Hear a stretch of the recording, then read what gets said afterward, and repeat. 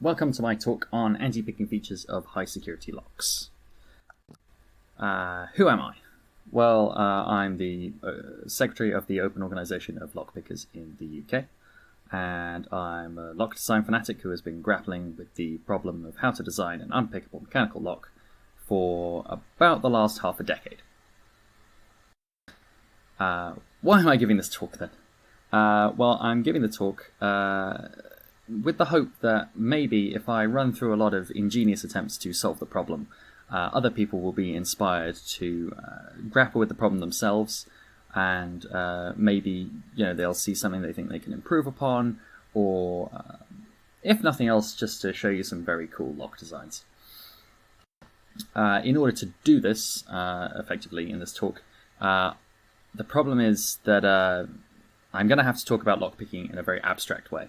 And the main reason for that is I'm covering such a broad variety of locking mechanisms that it's simply not going to be possible to talk about this in the same way that you would talk about picking conventional pin tumbler locks.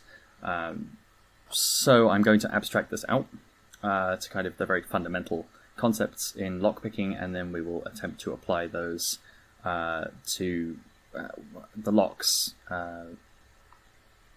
hopefully in an effective way. So first of all, we have manipulation. Manipulation is basically just the idea that we need to be able to move the components inside the lock. If we can't move the components inside the lock, well, then we're not going to be able to get it open without the key. Secondly, we have tension. So this hinges on the fact that we can't produce elements in a lock perfectly. They won't all be identical. So if we can apply some kind of driving force in the open direction, then we will get contact against those blocking elements inside the lock, whether they be levers or wafers or sliders or discs or pins or whatever it may be. Then when we've got that kind of that force, which is what I'm referring to as tension, then we will be able to get some kind of information out of the lock. So have to be able to do both those things at the same time. We will see some locks that have ingenious mechanisms to try to prevent you from doing them both at the same time, although you could do either one relatively trivially on its own.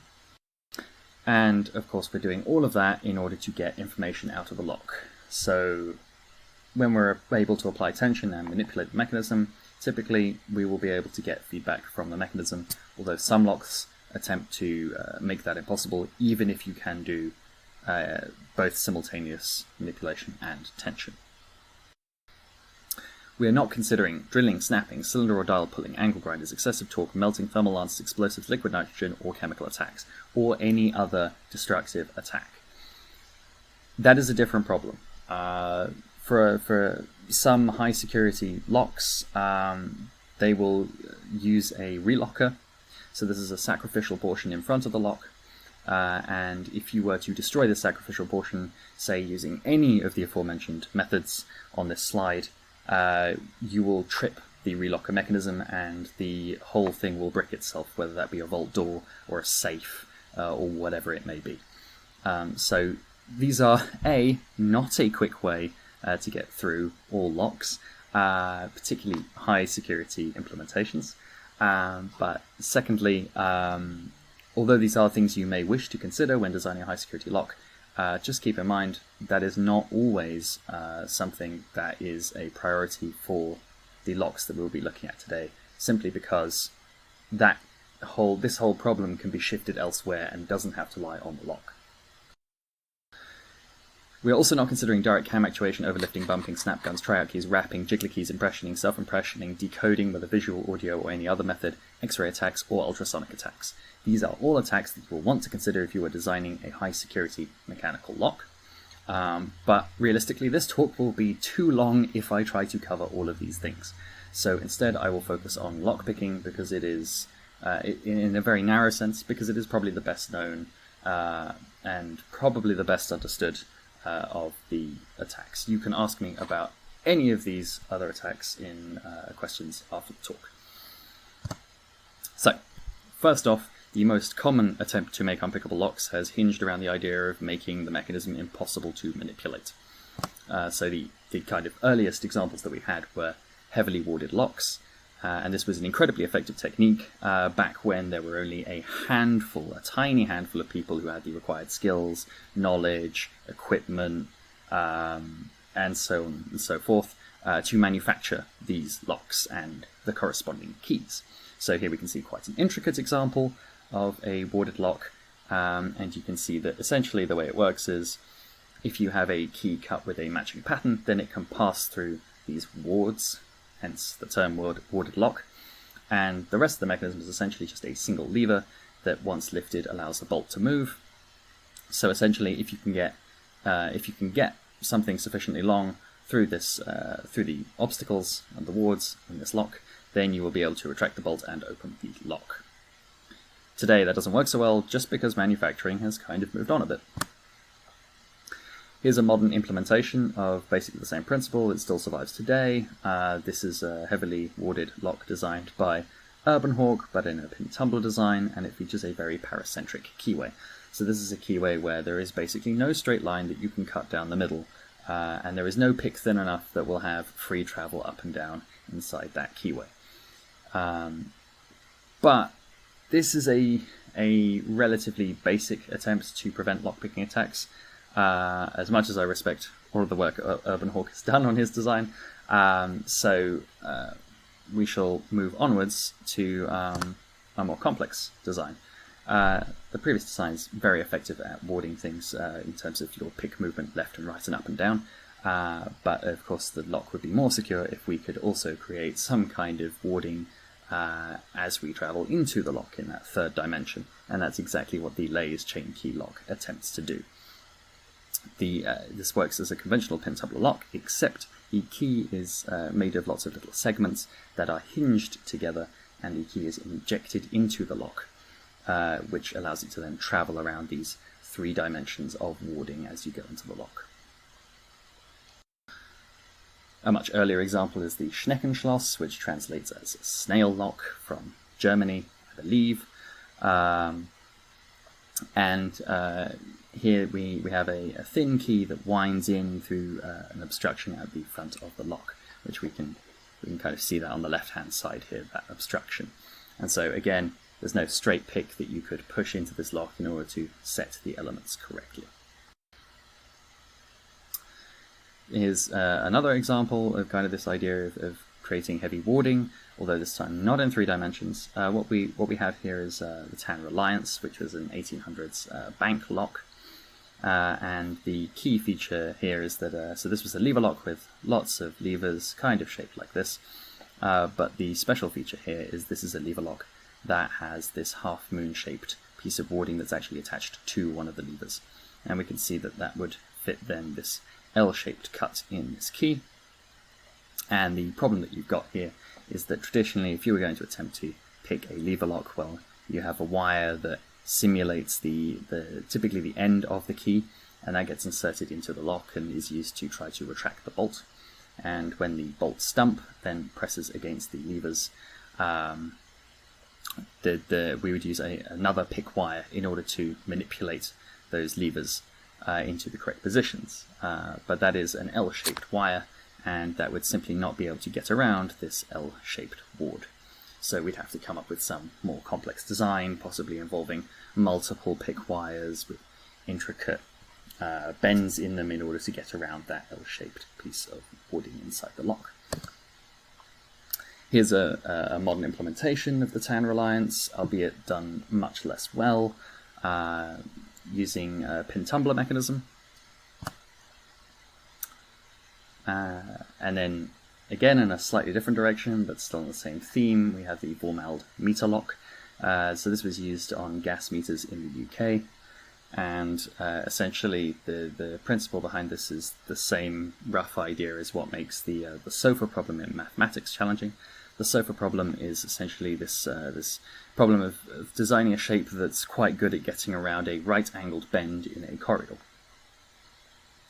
And so we have this large cylindrical obstruction right at the front of this lock, and the Wormald meter lock key has a moving tooth in the end of it, basically. And so that retracts as it travels down the channel, and then it extends once it's inside the lock and is able to set the single lever inside this lock and open it. However, from a picking perspective, if you don't have a tool with a moving end, then you run into quite a conundrum. You can either have a pick wire that is long enough to lift that lever into the correct height, but then it won't fit down that cylindrical channel, or you can have a pick that does fit down that cylindrical channel, but then it won't be long enough to set the lever at the bottom. Then we have the Rosengrens 32A81. So this is a Swedish lock designed by the Swedish safe company Rosengrens, and it uses a curtain to protect the discs inside. So the way this mechanism works is it has a large number of discs inside that need to be rotated to the correct degree, and if that is done correctly, then the gates cut into them all aligned to make one nice long slot, and there is a bar that can drop in what is called a sidebar mechanism in order to allow the lock to open.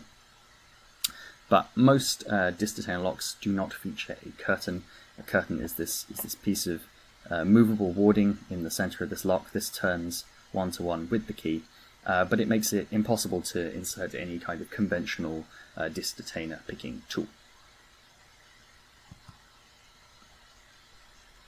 Then we come to the Abloy Classic. This is also a disc detainer. This one has a very iconic half-moon shape. This is a Finnish design, and this was considered very, very difficult to pick for a very long time. But the key here, the reason why it's so difficult to pick, is we have a half-moon shaped opening in the front of the lock, but in terms of the possible configurations of discs, a minimum movement disc does not move at all, and a maximum movement disc has to move 90 degrees. And it turns out it's incredibly difficult to design a pick that is both capable of turning one of these discs 90 degrees and yet is small enough to fit through the remaining gap if you find yourself unfortunate enough to be faced with a maximum and a minimum cut disc right next to each other inside the lock mechanism. Huxley Pig has written a paper on this where he goes into much more detail on exactly how this works. I highly recommend reading it if you can find a copy. And then finally we get onto the Conforti safety deposit box lock. So this is used for safety deposit boxes. That's why we have two openings for keys here. We have a one on the left, and we have this much more complicated mechanism on the right, and we will be focusing on the mechanism on the right. What's curious about this is we have these two levers that are connected together like a jigsaw, and while it is relatively trivial to set this the upper lever, that's not too difficult at all. The problem is that the bolt stump that wants to enter the gate in the top lever is attached to the same piece of metal as the bolt stump for the bottom lever for each of these lever pairs. And so once we set that top lever and the bolt stump for the top enters that gate a little bit and helps hold that up in place, we then attempt to set the lower lever. But this curve on the edge of this lever is very cunningly designed, so that as we get closer and closer to the gate on the lower lever, what we find that we are pushing backwards against that bolt stump. And if we want to set it correctly, well, we're going to have to allow that bolt stump to move backwards a little bit. And the problem there is if we allow that to move backwards a little bit, well, we release the lever above, and then they both drop, and then we have gotten nowhere. And so with any conventional picking tool, you will be caught in an infinite loop of set top lever, attempt to set bottom lever, and as you attempt to set bottom lever, release top lever, resetting the whole thing and having to start over. So now we come onto designs that attempt to make it very difficult to apply tension to the mechanism, even though it might be quite easy to reach the various components and move them around. So the first example we have is the van lock. This is a tubular lock, and we can see the 7 pins there. And what's curious about this is the 7 pins come flush with the face of the lock. And so this means there is basically no surface to grasp or gain purchase on to apply tension to the lock. The way the key does it is it has prongs that stick into the pin channels, which sets them to the correct depths, but then is also used to tension off. And since some of the possible pins that can exist in a van lock include zero movement pins, so pins that must not be moved at all, it can be actually quite challenging to pick this lock using any conventional method. We then have the Goldatom. This is a very cheap Chinese-made padlock, but it has a very curious mechanism. It uses a reverse sidebar mechanism. And the way a reverse sidebar mechanism works is it has its own springs that bias it constantly in the opening direction. So we don't have to apply tension to this lock because it is constantly trying to open itself. The problem arises that the pins that have the gates in it for this sidebar to drop into, they also have their own springs, and those springs are stronger than the sidebar springs. So we are unable to tension the lock in any conventional way, and because of that, when we set any pin to a correct height, and it's not very difficult to reach the pins, the problem is they won't stay there. Because as soon as you set one, you have no control over the amount of tension. The lock tensions itself entirely on its own terms. And so as soon as you move on to manipulate another pin, well, that first pin drops back down again. And this applies to any one of the pins, and it doesn't matter whether or not it would be correct in the binding order or not. There is simply no way to progress unless you can find another way to apply tension to the mechanism. Unfortunately, that image hasn't loaded, which is a little bit awkward. But I've got this image. So the Yuema 750 is an interesting mechanism. So this is a Chinese-made Eurocylinder as well. This one is a little bit more fancy. It is again a reverse sidebar mechanism, but this one actually uses a reverse sidebar in two parts. And the benefit of that is in this particular configuration, if you attempt to tension the lock, it will just spin round and round and round and round and round and round. And the way it achieves that is it has a front portion to the plug, and it has a back portion to the plug. And only when this reverse sidebar mechanism, when both parts of the reverse sidebar mechanism are allowed to drop inwards by having the sliders correctly aligned, can the front part be locked to the back part and therefore open the lock. So here we can see the lock with an incorrect key inserted, and we can see that we have these silver sliders which have this V-shaped cut in them, here not correctly aligned. We have this lower portion of the reverse sidebar, and we have this little upper portion of the reverse sidebar that is sitting above the shear line outside the outer circumference of that plug. And so when we turn the key, or turn the plug with the wrong key inserted, well, nothing happens, essentially.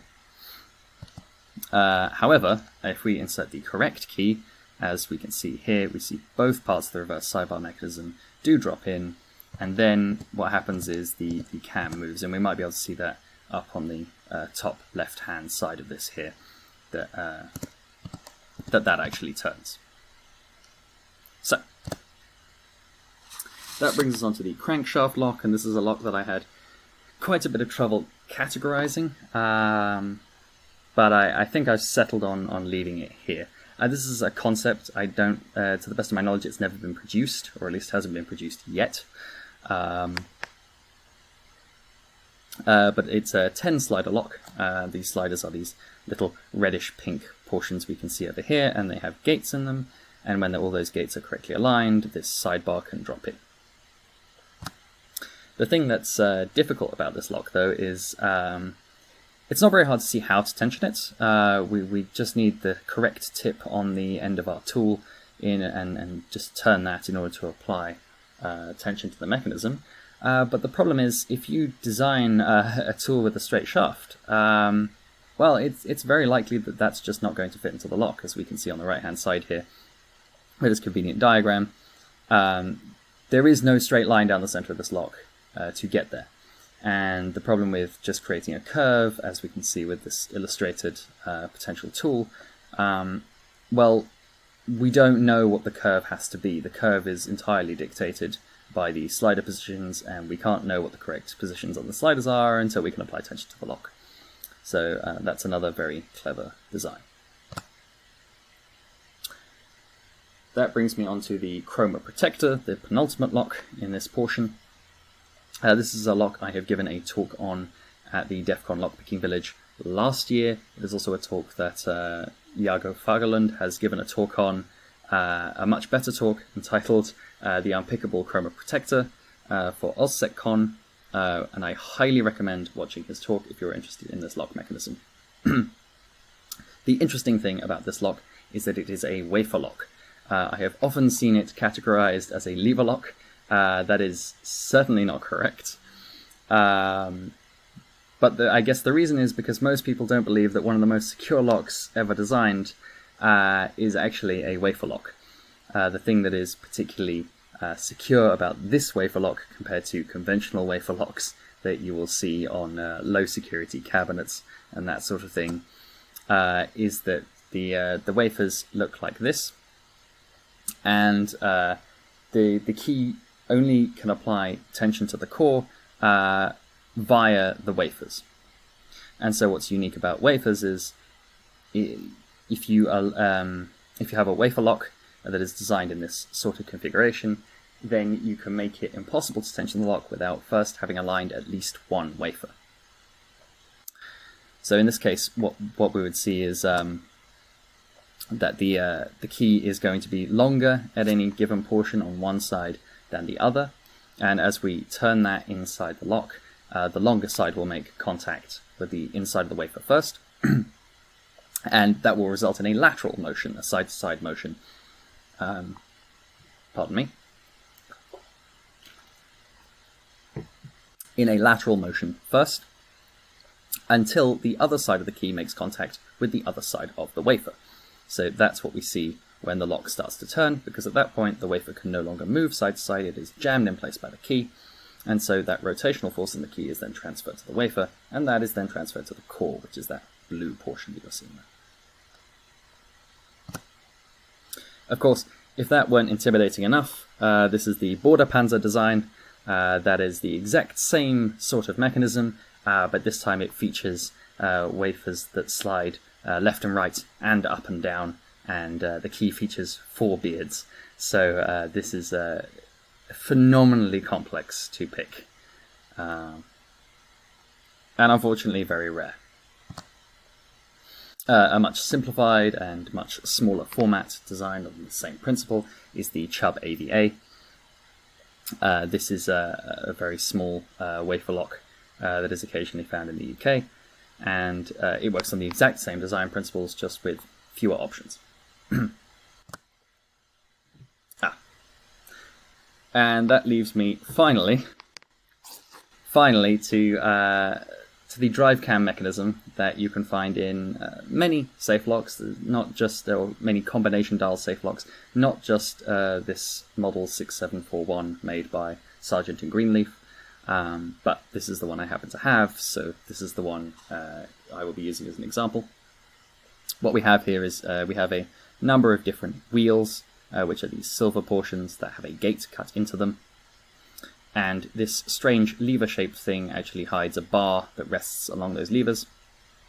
And when the gates in the wheels are... when the gates in those wheels are correctly aligned underneath this, this nose portion, then it can drop in and open the lock. And you might have noticed that there's a little corner of a spring here on this lever, and that constantly biases the lever against the wheels, so the mechanism is constantly under tension. But the problem that we do have is this black portion, and forgive the fact that the camera angle changes slightly here, this black portion moves 1-to-1 with the dial, and it's necessary to move that before you can move any of the wheels. And so the problem is, in this position, the nose drops in slightly, because it has space, it matches the gate in the drive cam, and so at this point we have tension against the wheels, but anywhere else that we move this drive cam, the drive cam causes the nose to lift up, or the lever to lift up, and at this point there is no contact against the wheels, and so there is no way of tensioning the mechanism unless we are inside that little gate in the drive cam. But unfortunately, that also means that we only have any tension against the mechanism for a tiny portion of the dial. That brings me on to mechanisms that attempt to prevent simultaneous tension and manipulation. So we are typically looking at blocking mechanisms here. The first, and for those that are aware of blocking mechanisms, perhaps one of the most famous examples is the Western Electric 30C. This is an American payphone lock, or was an American payphone lock.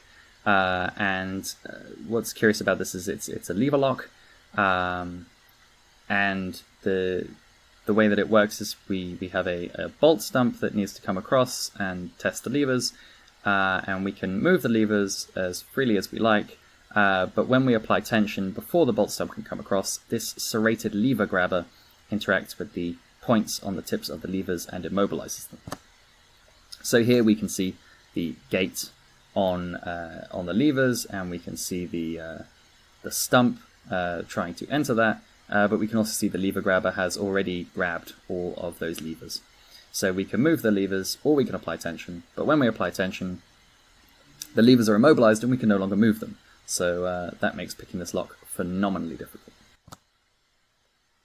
We also have the Fichet 787. This uses a very complicated mechanism. I've coloured in the patent diagram that I've found on LockWiki, and essentially this red portion is the key. The key directly interacts with some levers. The lever then turns a gear. The gear has a gate, and here on the left hand side we can see all those gates aligned. And then before the gates in the wheels are tested, there is a blocking mechanism, which is this kind of blob to underneath the orange gear, that has to engage with the wheels or the gears before they're tested, again preventing them from being rotated, which again makes it very difficult to pick the lock. The Abloy Protec and Protec 2 are also locks that include a blocking mechanism, although this time in a disc detainer format. The NATO Mersey lock, on the other hand, uses a slightly different mechanism to achieve its blocking, which I will attempt to explain. The curious thing about this is, so this is a 14-lever lock that normally features two sets of levers, but what we see here is we see only a single lever, and this has been set up so that it's much easier to kind of illustrate the way the mechanism works. So thank you to Automaton for that. We have this kind of strange element here with a nose and a pivot, which is this portion here. We can see the corresponding one up here as well. That's the pivot for it, and there's the nose on the end of it. And here we can see that there is a pivot for the levers, and the pivot for the levers is inside this pivoting portion itself. So when we apply tension to the lock, conventionally, what happens is these two stumps, which are attached to the bolt, they just move nicely into the gate when we use the correct key, and the lock opens totally normally. However, if we apply tension and everything is not already in the correct position, then what happens is the bolt stumps press against the levers, and the levers press against their own pivots, and the pivots then cause these elements to move. And when they rotate around their pivots, they drop this kind of nose into a corresponding slot inside the boltwork and immobilize the bolt. And so when you attempt to tension the lock in the open direction, then what you find very quickly is none of the levers are binding up, and instead you are basically just blocking the bolt with these two noses, which makes this lock phenomenally difficult to pick. More recently, we've had Shane's Stuff Lock, which I believe is about sometime late last year, where Shane, who has a YouTube channel where he does all sorts of interesting engineering projects, he thought he'd turn his hand to the problem of creating an unpickable mechanical lock, and by his own admission, it was much harder than he thought it would be, which I find validating. But essentially the way his lock worked is it would set the pins to a given set of heights, and then it would immobilize those pins, and then as you turned the key, you would lose access to those pins, so you could not reach them, and then the pins would be tested against a complex kind of series of warding. I highly recommend watching his video because he does give you a much better idea than I can of how his lock works, and it's quite fun. That leaves us with locks that attempt to deaden feedback, despite perhaps being able to tension them or manipulate them. So, coming back to the Sargent and Greenleaf 6741, this is a combination dial safe lock, and although it's quite tricky because you can't really tension the mechanism very easily, it turns out that is not a completely impossible lock to manipulate. And so there are various combination dial safe locks, which, while having the benefit that that they largely dictate how you can interact with it. So you don't have a keyway, you can't insert your own tools. You basically only have the option to turn left or right on the dial. They have then, on top of that, attempted to incorporate mechanisms to make it very difficult to get any feedback out of them. So one of these is another lock made by Sargent and Greenleaf. This is the 8550, and the way this works is, well, you're going to have to look past this large silver sprung element, but we again have a drive cam, this time in a brass color. We have our wheels, which we can see behind here, largely aligned. We have this curious little silver portion attached to the drive cam, and we have this rather odd silver thing attached here as well. And you can see behind that there is also what looks to be, and is, an otherwise largely normal lever nose. And the thing that's curious about this is, in this particular position, the lever is held up by this spring and is not touching the wheels. But as we turn the drive cam, this silver portion will make contact against this slope, and it will push the this silver portion up over this little ledge, and it kind of clicks in above this ledge, and it's held there. And what that does is it basically stores a lot of kinetic energy in this kind of spring, and the drive cam itself can actually move front to back, so kind of depth-wise as we look into the picture, and that means that the mechanism can be released.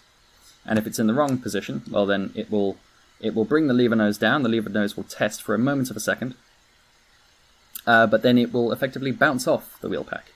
And so you only have that momentary fraction of a second to get any information out of the lock before the lever is once again raised off the wheels.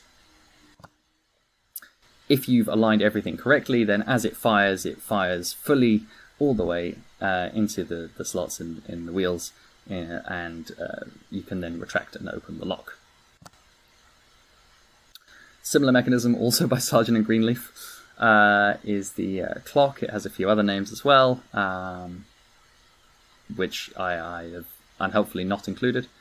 But again, this is a similar sort of mechanism. We have a silver lever of some kind now. We have some brass wheels hidden behind this plate, and we have a very curious looking drive cam. The drive cam includes a spring, and essentially what happens is, in its default position, it kind of looks like this, and so there is no gate to be found. As it turns, what we find is it will wind this mechanism, and we actually get the gate revealed for a moment. And again, if we're very lucky and everything is perfectly aligned, well then the lever nose will be able to drop into that gate, and it will prevent this clever cam mechanism from then immediately concealing the gate again. And if we did not get everything correct, well then what happens is that the lever touches down against the wheels for a moment of a second, and then this sprung element that is released immediately pushes it back out of the way, and we get back into this position here where there is no gate and we have no information. And then we have the Manifoil Mark IV, so this was a British Ministry of Defence lock, and it uses a cunning two-part drive cam. So This drive cam actually has 2 levels to it that need to be aligned in order to create the gate, as we can see here. But it also has these 2 rather devious rollers that make it very, very difficult to tell the difference as to whether or not you're trying to get information from the nose on this lever, which is actually useful, or if you're just working with one of the 2 specially designed rollers. That can be very, very tricky to work out indeed. And then finally, I'm going to bring you on to some special considerations. It turns out my categorization method is not perfect, and I was unable to categorize every high security lock that I wanted to. So I thought I would take a look at some special considerations that don't fit my schema, but nevertheless have some interesting value that we might want to take a look at. So, first of all, we have the Chubb Detector. This was the unpickable lock of the 1850s roundabouts until it was picked in the 1850s. And the way this works is there are lots of implementations of the Chubb Detector. It has a very long history, but essentially this is a lever lock. But what's curious about it is we have this little pin that sticks out of this lever, and this pin rests across all the other levers that would be laying in front of it. And what happens is essentially if any of the levers ahead of it is lifted too far during a manipulation process, then it will trip the detector mechanism. So here we can see the detector mechanism is tripped. So what's happened is this lever has been lifted too high, and this small sprung portion has then slipped over this little lip, and it then jams in place and prevents any movement of the bolt in the opening direction. If, on the other hand, we press in the closing direction, then we are able to once again reset the lock into this position. So the lock is not bricked, as it were, if someone attempts to manipulate the lock, and anyone with the correct key can once again reset the mechanism and then turn the key in the opening direction in order to open the lock. But this kind of trap mechanism does make picking very tricky. For those who have not yet seen it, Seth Gould's Coffer, as filmed in Forged and Filed, which is a video you can find on Vimeo, this is an absolutely stunning video.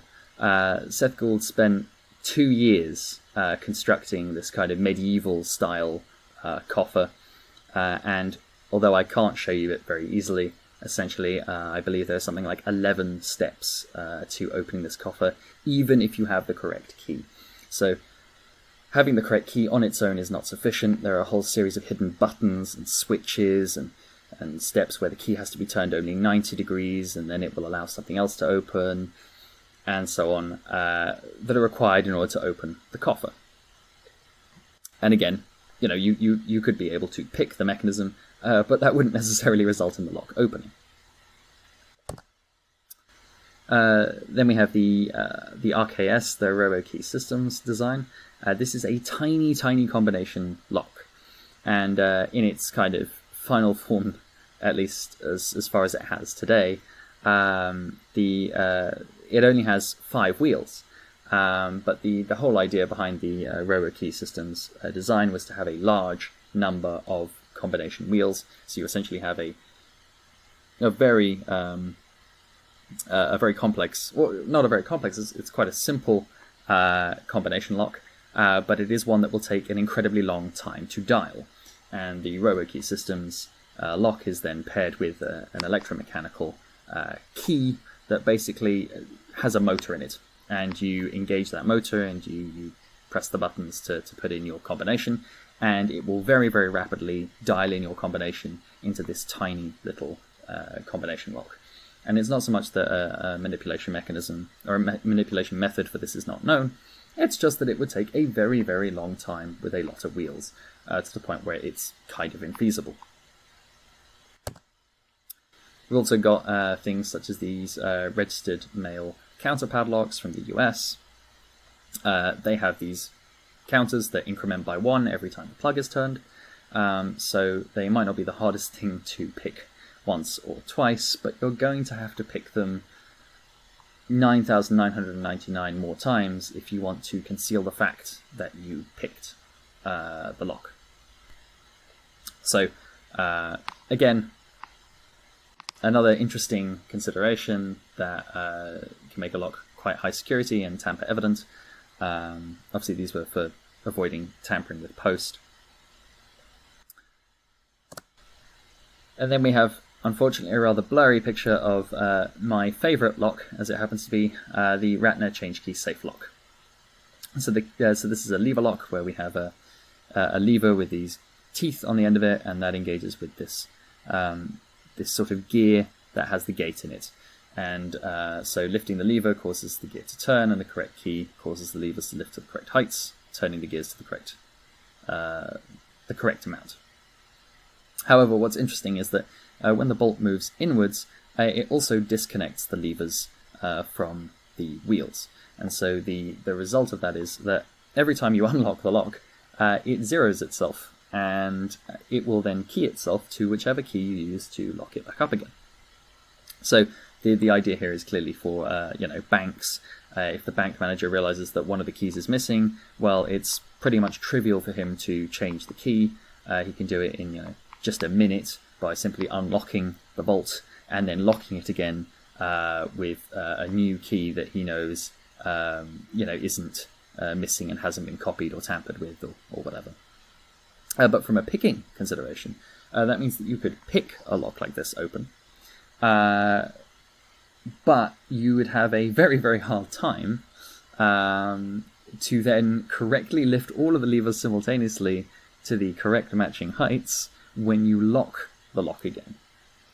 And while that might not seem like such an issue, most of the benefit of using lockpicking as an entry method over any other manipulation method or method of getting in is that it's covert.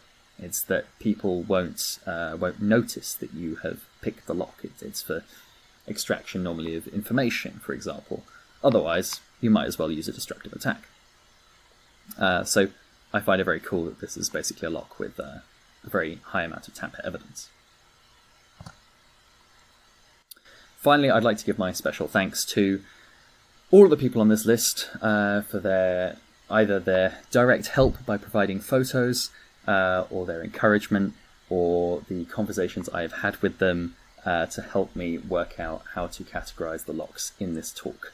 So thank you very much to all of those people in particular. And that's the end of my presentation. So if you've got any questions, I believe we will now be moving to a question and answer section.